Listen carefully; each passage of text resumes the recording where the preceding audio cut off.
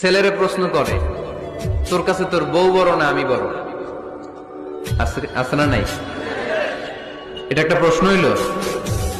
তোর বউ বড় না আমি বড়? দুইজনেই বড়। তো এক ছেলে সুন্দর উত্তর দিছে, আমার কাছে ভালো লাগছে উত্তরটা শুনে। এক মা প্রশ্ন করছে, তোর এতদিন আমি লালন পালন করে বড় করলাম, জীবন যৌবন তোর জন্য শেষ করলাম, আজকে বউ পাইয়া বউ তোর আপন হয়ে গেল।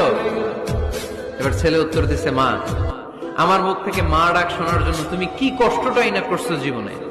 10 মাস আমার পেটে ধারণ করলা, খাইতে পারো নাই, বমি করছো, খালি ওষুধ খাইছো, তোমার পেট কেটে আমারে বের করা হয়েছে, 2 বছর আমারে দুধ খাওয়াইছো, পেশাব পায়খানা পরিষ্কার করেছো, বয়স যখন 3-4 তখন তোমার আমি মা ডাকছি। এই মা ডাকটা শোনার জন্য তুমি এত কষ্ট করছো, আর আরেকবারের মাইয়া এই ঘরে আইসে তোমার মা ডাকা শুরু করছে।